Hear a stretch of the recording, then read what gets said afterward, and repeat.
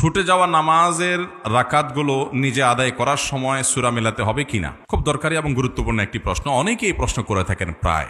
আপনার ইমামের পেছনে সালাত আদায় করতে গিয়ে যদি 2 রাকাত 3 রাকাত ছুটে যায়, ধরুন 4 রাকাত ওয়ালা নামাজের আপনি শেষের 1 রাকাত পেয়েছেন, আপনার 3 রাকাত ছুটে গেছে। এখন এই রাকাতগুলো আপনি কিভাবে আদায় করবেন? এখানে 2টা দিক আছে, একটা হলো কেরাত পাঠ, আরেকটা হলো বৈঠক।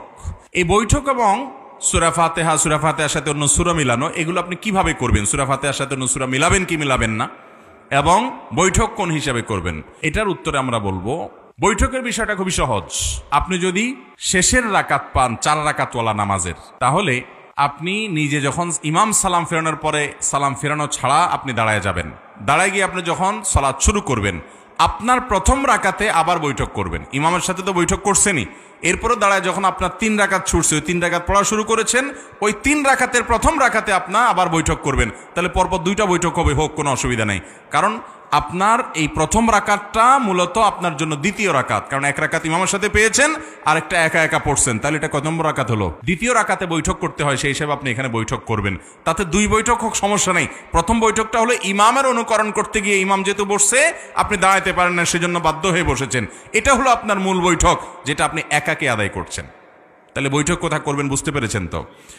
আর বাকি তৃতীয় রাকাতে, অর্থাৎ 1 রাকাত ইমামের সাথে পেলেন, নিজে একাকে 1 রাকাত পড়লেন, নিজে একাকী পরবর্তী রাকাতে আপনি তো বৈঠক করবেন না, কারণ এটা 3 নম্বর রাকাত। আর শেষের রাকাতে বৈঠক করতেই হবে, কারণ সেটা 4র্থ রাকাত।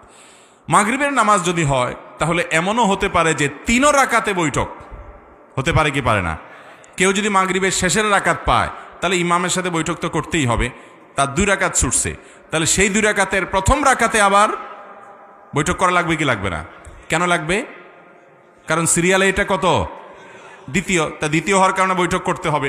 তাহলে একবার ইমামের সাথে বৈঠক করছে, ওইটাতে বৈঠক করার কথা ছিল না প্রথম রাকাত, কিন্তু যেহেতু ইমামের সাথে ছিল এই জন্য বৈঠক করতে হয়েছে।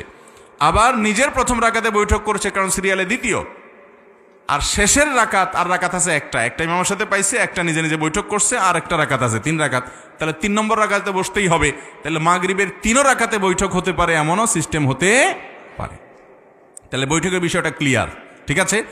এবার আসেন সূরা মিলানো। সূরা মিলানোর জন্য ওলামা একরাম এবং ফোকাহ একরামের 2টি মত আছে। অনেক ওলামা একরাম বলেছেন, ইমামের সাথে যে নামাজগুলো ছুটে গেছে, 3 রাকাত 2 রাকাত, যেগুলো ছুটে গেছে পায় নাই, সেই নামাজগুলো যখন মুক্তাদি পরবর্তীতে ইমাম সালাম ফেরানোর পর তিনি দাঁড়িয়ে একা একা আদায় করবেন, এগুলো তার সালাতের শেষ অংশ। অনেক ওলামা একরাম ফোকাহ একরাম বলেছেন শেষের রাকাত। ইমামের সাথে যেগুলো পাইছে সেগুলো প্রথম দিককার রাকাত, আর যেগুলো ছুটে গেছে সেগুলোকে শেষের রাকাত গণ্য করেছেন। যারা শেষের রাকাত গণ্য করেছেন সেই মত অনুযায়ী সূরা মিলাবেন না। কিন্তু এই মতের চাইতে অধিকতর অগ্রগণ্য মত এবং সতর্কতাপূর্ণ মত হলো যে যেই রাকাতগুলো ছুটে গেছে সেগুলোকে মুক্তাদি যখন একাকী আদায় করবেন, সেগুলোকে শুরুর দিককার রাকাত ধরবেন। আর যখন শুরুর দিককার রাকাত ধরবেন, তখন সূরা ফাতিহার সাথে অন্য সূরা মিলাবেন। বুঝাতে পেরেছি? এবার আসেন আমরা এক্সাম্পলে যাই। 4 রাকাতওয়ালা নামাজ, শেষে 1 রাকাত পাইছেন ইমামের সাথে, ইমাম সালাম ফিরে ফেলেছে, আপনি সালাম ফেরাবেন না। ইমামের সালাম দোনোদিকে ফেরানো হয়ে গেছে, তারপর আপনি দাঁড়িয়ে আপনার ছুটে যাওয়া সালাত আদায় করবেন।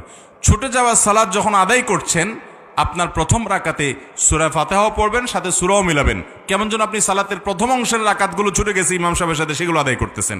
একইভাবে আবার দ্বিতীয় রাকাতেও সূরা ফাতিহার সাথে সূরা মিলাবেন।